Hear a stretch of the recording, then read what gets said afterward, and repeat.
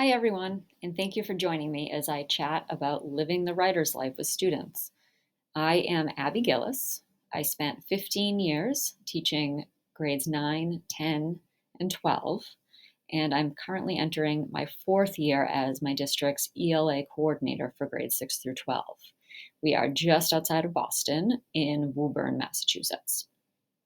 My hope with this session is to take you through the importance of the writer's notebook for students, but also to talk about how using your own writing practice can help you inform your practice with students on the writing process.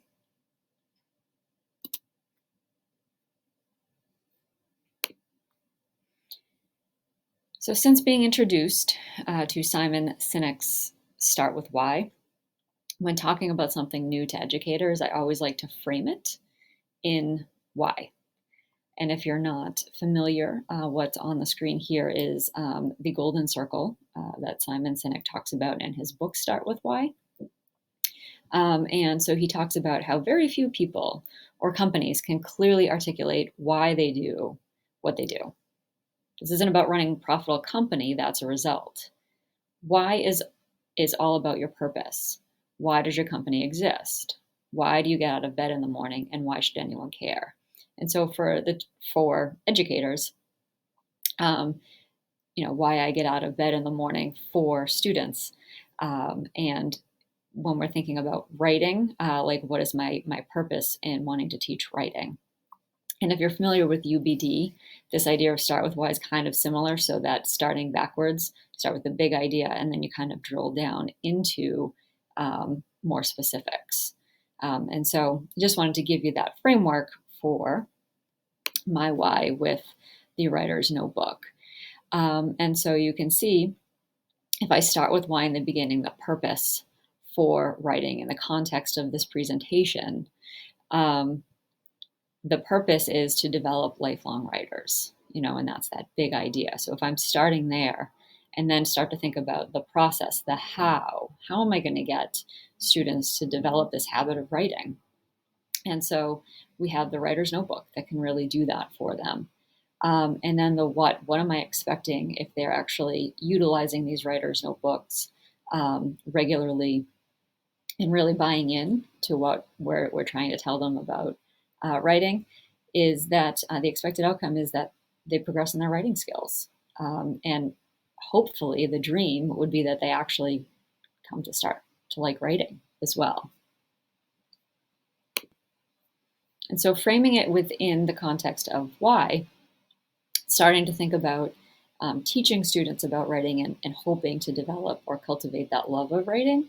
If I know that that's my why, but I'm not practicing it, I'm not living it authentically, I'm not struggling with writing myself and trying to kind of better my own practice, or maybe not even better it, but just kind of keep it going.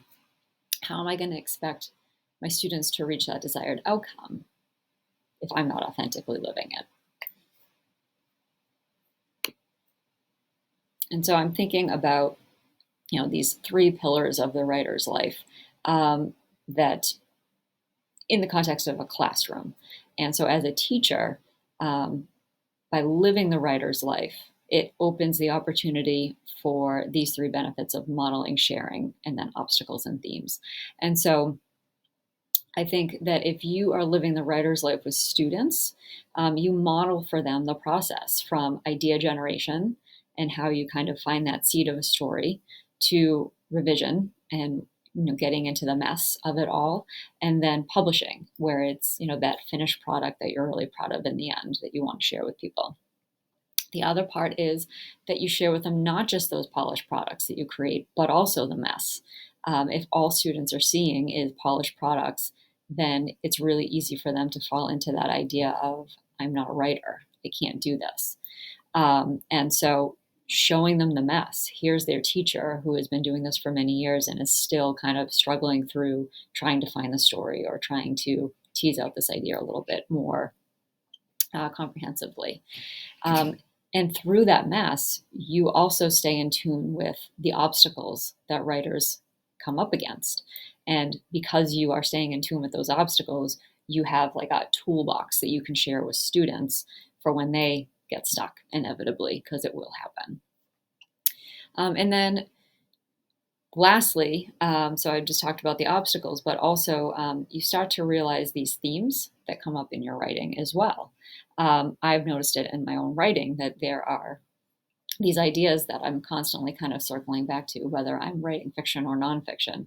I have these themes that constantly kind of come up in my writing, and so that's kind of how I'm going to frame this presentation, is through this idea of modeling and sharing, and kind of teasing out those obstacles and themes. And so when I was in the classroom in this new role, I don't have students in front of me anymore. I work with teachers, but when I had students in front of me and I introduced the writer's notebook to students, I would share this piece that I wrote about my writer's notebook and the importance of the writer's notebook to me in my process. And I always kind of hoped that through sharing this with them, they would then kind of understand what it could become for them. And so I just pulled out this one section here that I wrote in this piece.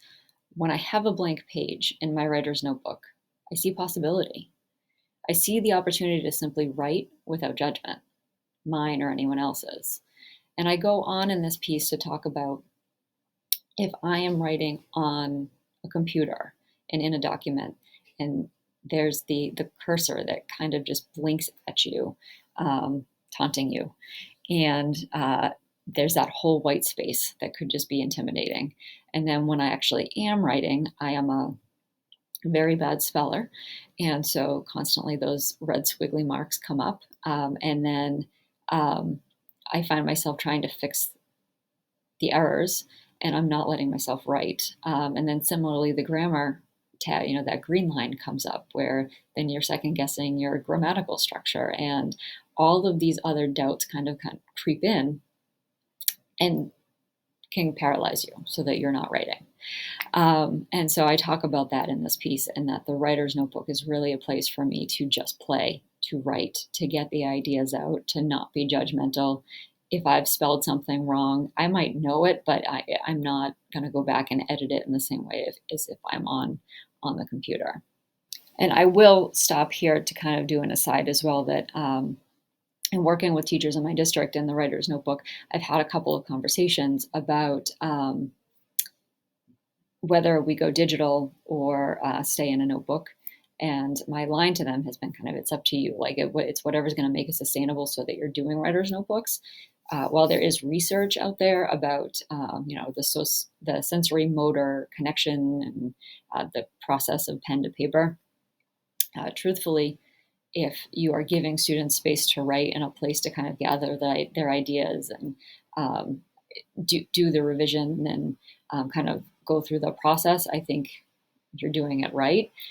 Some teachers prefer to be able to have that digital text that they can pop into and make comments, instead of having a bunch of notebooks to kind of negotiate. I think a writer's notebook is going to be what the teacher can make it sustainable. I also feel like if you are somebody who it says we're only going to do notebooks, and you have a student that says I really need to type because they have some reason that the handwriting is a struggle for them, that you allow them that. And on the other side, if you have a student, if you're a digital teacher and you have a student who says I really need that notebook to process, there's some flexibility there. I don't think that there's really like a hard and fast rule. It's just I do think that sometimes that there is that connection between the physical act of writing. But again, the writer's notebook, you need to make sure that it's something that's sustainable for you as a teacher as well. So what I was going to do was kind of just take you on a tour of a piece of writing that I did in my notebook, so that you can see what a notebook tour looks like, how you might be able to use it with your students. And it's also really helpful to acclimate your students to the role the writer's notebook plays in the process by kind of demonstrating for them. So this was my process on this piece. So through the writing tour, you can both model and share how you get started, what craft decisions you made throughout the process, and also determine like where you are in the process and what your next steps are. And so I will kind of do the tour of my notebook, but then step back after and make some connections to teaching and how doing a tour like this might connect to what the students are going through with their writing. All right. So here's the first page of a piece that I wrote recently. So I was a participant in a writer's workshop, and we were asked to look at this body, which comes from the YA novel Watch Us Rise. And we were then asked to respond to something that resonated with us from the poem. And it could be to just pull a line and write from the line. It could be something that was thematically in there that resonated with us. And basically, it was a jumping off point, this mentor text. And so for this piece, I kind of went literal, and I took the idea of the body, and I drew in the middle here, I drew a really badly drawn form of a human being, and started labeling the body parts. And so, for example, on the hands, I wrote the words embrace and paddle, as in kayak. I wrote bake. And then with feet, I have walk and dance. And for arms, I have snuggle and rock babies. And so that was like my kind of first generation of some ideas here is within this body. What are some of the things I do? And then I just kind of right below it, if you look to the right, there is some writing there. And I kind of just took some of these ideas, some of these words from the body parts, and then put some phrases down. So I have, so the quick writing I did, underneath I have strong enough to paddle in rapids and gentle to embrace and comfort and console. And then I also have a little notation of hands to offer support, bake my grandmother's cookies, hold a book, wield a pen. So that was the first iteration of what I did here. And then if you notice these blue sticky notes, they came into play on a second pass through after we had spent some time writing and generating ideas, and even talking with some small groups. The leader of the workshop had said to think about some symbols that might be coming up based on what we've generated for our ideas. And so I had written down hands and also hairbrush as two symbols, and then lake. So just a takeaway on this page is that you can really make your thinking explicit with students by showing them, we read this mentor text and this was my process. So for me, I drew this body and started listing the verbs. When I went into a small group and I showed the page to my counterparts, they were like, oh, I didn't even think to draw a body like that. I might try that because it might get some thinking generated for me. And so by sharing your process, you can then maybe kind of allow students to say, oh, you can tackle it that way. The other implication for this with teaching is the fact that idea generation takes some time. It wasn't just that I jotted some things that I thought about from this body, and then all of a sudden I had an idea and off I went. And so we really need to make the space for the idea generation and really dedicate time to helping students find their story. And I know we're always kind of up against the clock, and it's like we want them to very quickly stumble upon something. But we don't really want them choosing a topic before they've had the opportunity to tease out something that they might be interested in or a story that they might want to tell. And then the other thing that's a takeaway from that previous page in my notebook, and that I would talk to students about, is thinking about themes that crop up over and over again in writing. And again, whether it's fiction or nonfiction, sometimes we gravitate towards the same kinds of stories. And when I say that, I mean same topics, same themes. And it makes me think of this quote by Charles Simic, I am in dialogue with certain elements of my I'm in dialogue with certain elements of my life. My effort to understand is a perpetual circling around a few obsessive images. And I just love this idea that we all have these obsessive images. We do. For me, in that previous page, it was hands. Um, but there's also this lineage thing that comes up in a lot of my writing.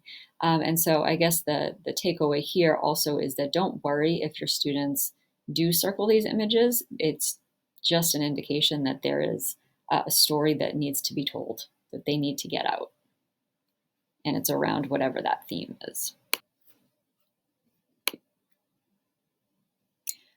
So back to the tour, with hands coming up again and again, I decided to write 3 different things about hands and just see where that idea could take me.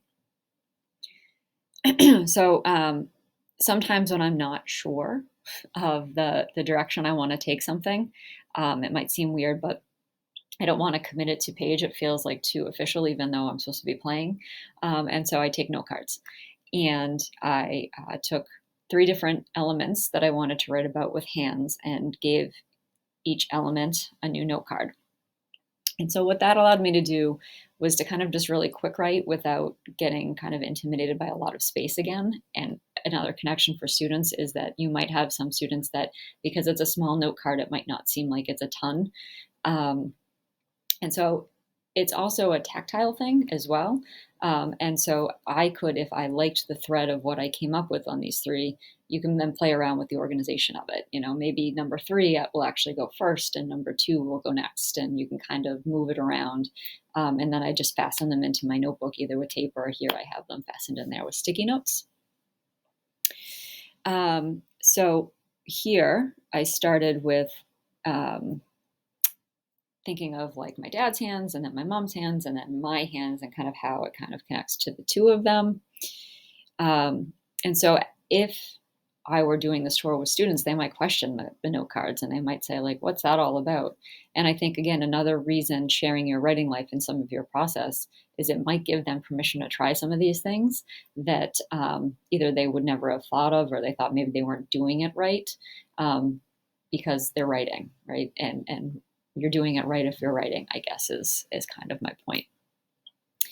And so back to the tour, I would say, so I have these 3 cards, and that was great. And I was able to write about these different people in my life and myself and hands.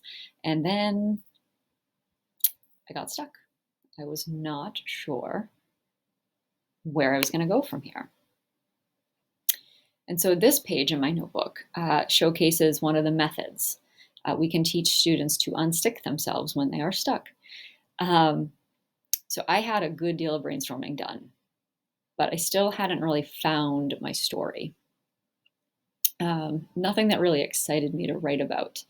And so I did, hopefully what many people will do when they're stuck is they turn to something that might inspire them. And so in this case, there were 2 mentor texts that I turned to see if there was something either in the craft or the style that might inform the direction I wanted to take with my writing. And so on the first note card, you can see I have Noah. So I read the opening to Trevor Noah's Born a Crime. And in the beginning of that memoir, he talks about the historical context of apartheid. And so I thought, that's really interesting. I wonder if there's a historical context I can include in my writing, and that might open up some ideas for me. And also, I have a note there too about thinking about what is the story, what is the story I'm trying to tell? What is it about? What's the purpose? And I guess kind of going to the why of the story. And then on the other note card, it talks about craft moves in a different mentor text. So the other mentor text was chapter 1 of Jose Antonio Vargas's Dear America, the story of an undocumented citizen. And so there are 3 boxes there, and one of them says, establish urgency. So the punctuation that the author used in that text made me feel like there was something really urgent happening. And I really was intrigued by that craft move. He was listing in this piece that I thought was an interesting craft move.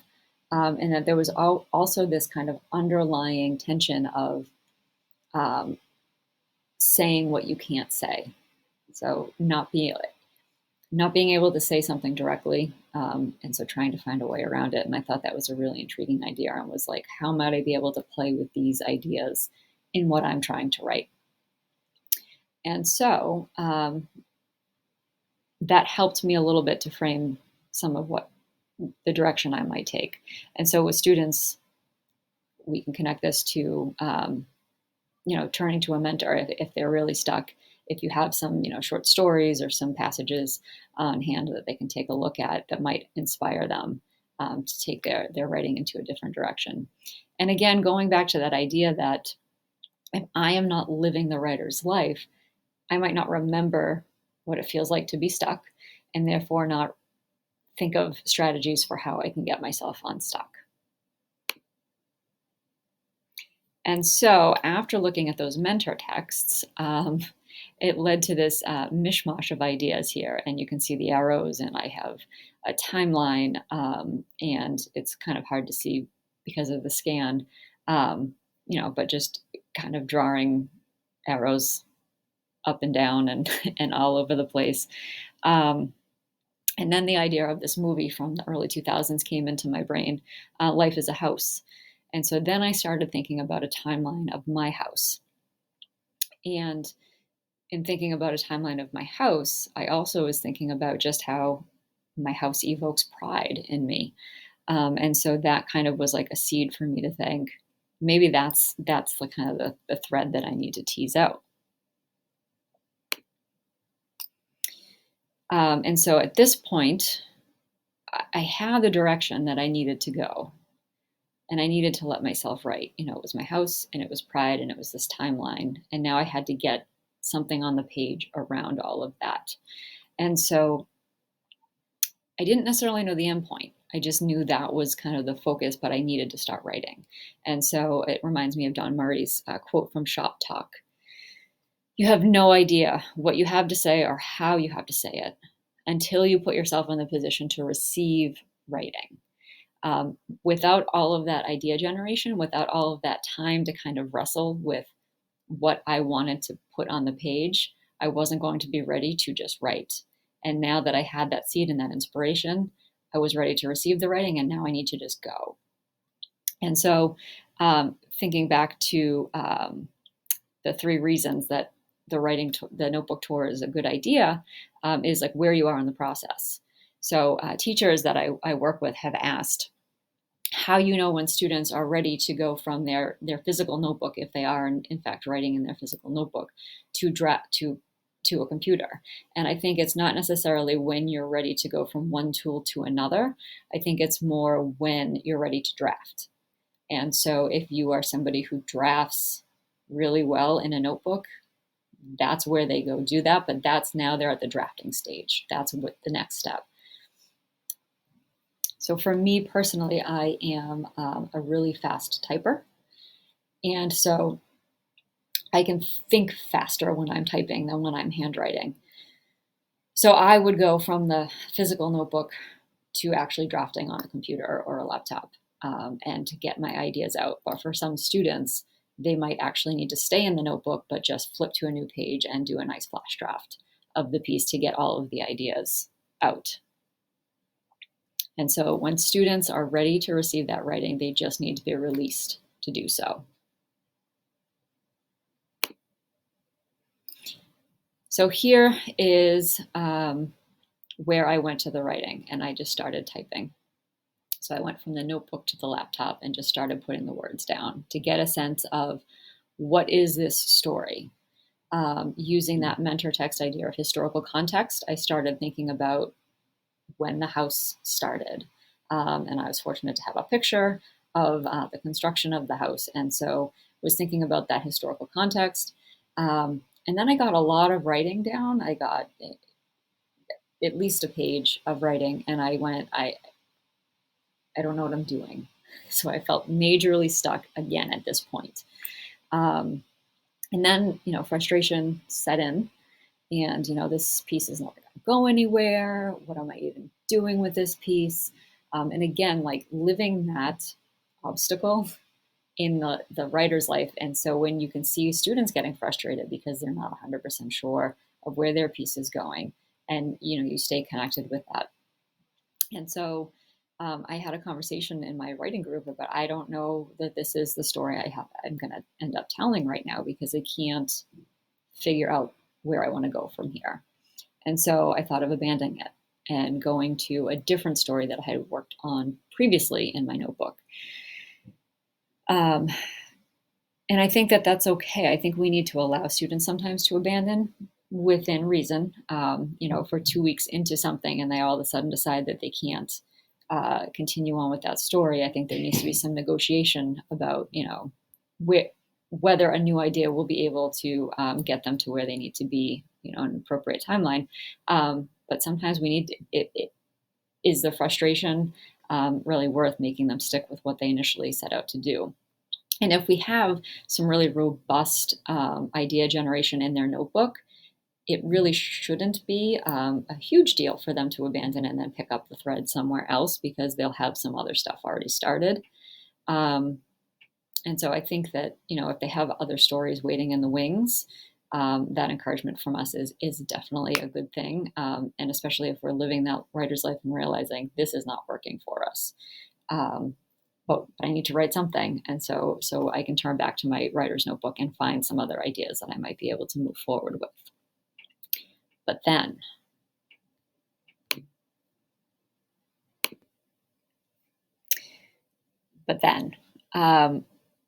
someone in the workshop mentioned how they were going to turn what they were working on into a poem. And so I thought, maybe this needs to be a poem. Maybe I'm trying to say too much or trying to do too much with this idea. And one kind of returned back to, what am I trying to convey? Remember, it was pride that I was trying to convey. And so after this conversation with another writer, I said, wait a minute, maybe I don't have to abandon it. Maybe I just need to shift a little bit and think about the format. And so the question at the top of this page is, how do you see or feel someone else's pride? Because it's not really a story just about my pride, but also the pride that my mom had in this house. So while a tour of your notebook can be illuminating, students sharing their notebooks with one another and their process is also super helpful, because for the same reason that my notebook tour could help students, hearing other writers talk about their process is only going to help them think, open up their thinking a little bit more. And so if they're giving tours of their notebooks with each other, establishing that community further, but also maybe leading them to try something new or to kind of tweak their thinking a little bit. And so through your notebook tour, you're kind of modeling that process for how they can do that with one another as well. And so the other just kind of little teaching point that I could add here was for me to return to that why and that idea about pride. And so when they're stuck, maybe having them think again about like what the purpose of the piece is and why they wanted to tell the story in the first place. And that might be able to kind of re-inspire them or regenerate some good thinking for them. And so ultimately, with my why made clear in my head, my piece just became just one scene, 3 lines of dialogue that I kind of developed. And also there's a picture there that kind of helped with some of the imagery. So this is the poem. Life of a House. In the creased sepia photo, 1947, the framing and walls stand, scaffolding enveloping the structure. A mound of dirt and stone, dug up for the foundation, stands prominent in the foreground. He used donkeys. My mom points to the mound and smiles. A rare glimpse into my grandfather, 21 when she lost him. She doesn't talk of him often. What's your plan for the chimney? Our renovation requires adding 6 feet. Her tone is casual. Her eyes stay fixed on the chimney. Well, we'll match it as best we can, I reply, knowing the chimney is more than gray, tan, and striped stone held strong with mortar. Rather, a testament to the hands that stacked them, not trained for the work, but steadfast still. So, in taking students on a tour of your notebook periodically, it's a nice way that you can stay in the habit of writing in order to live that writer's life alongside with your students, and to be able to share your work with them, hopefully celebrate with them when they're at the point of publishing and they're able to celebrate the work that they've put in, and then you can also celebrate with them as well. And so then we get into staying in the habit. And we know that life has a way of interrupting the best of intentions that we have. Being in the classroom always kept me accountable. What's nice is that I still get to work with teachers in classrooms. And so that helps me stay in the habit also because I might be running through a lesson with teachers and I want to share some of my writing. So teaching definitely keeps me accountable. As does participating in workshops when I have the time and the bandwidth to do so. But it's really easy to slip out of the habit.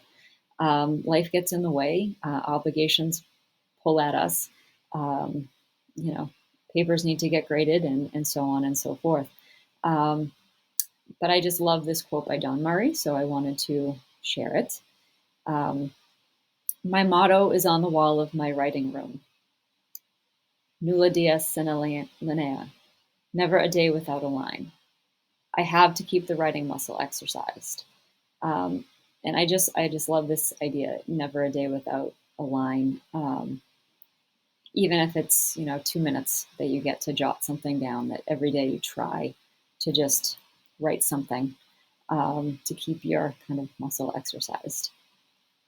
And so some of the other things that you may be able to do, and Don Murray talked about the habit of just butt in the chair. You set the time, the intention every single day that you're going to put your butt in the chair and you're going to write.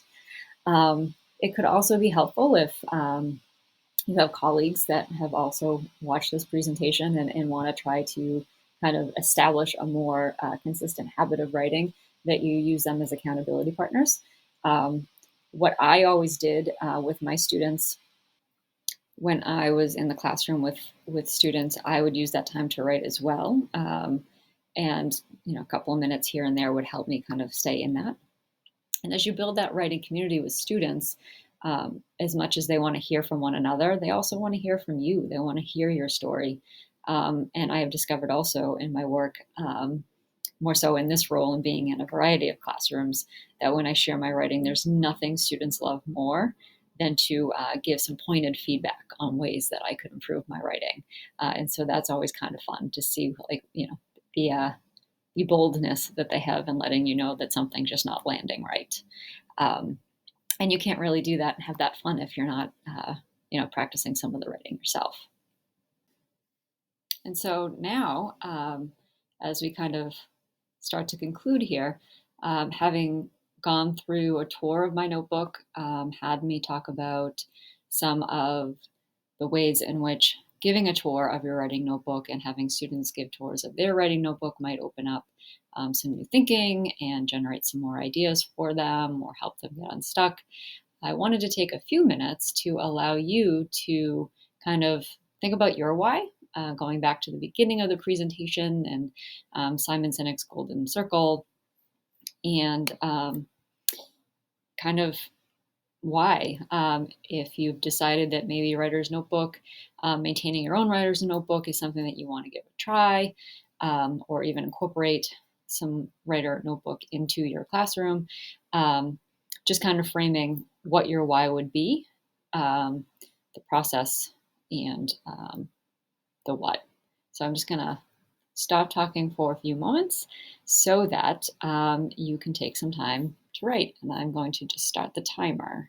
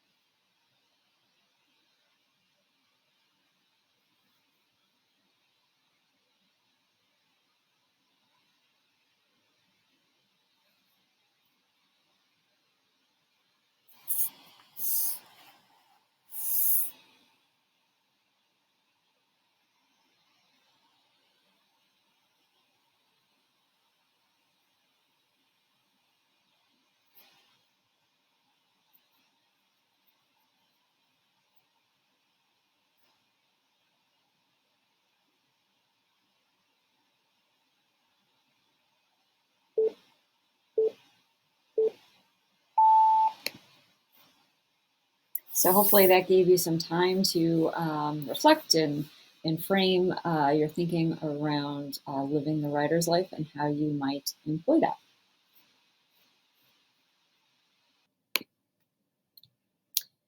So in closing, I just wanted to recommend a couple of texts that you may check out, and some of these may be familiar to those of you watching right now.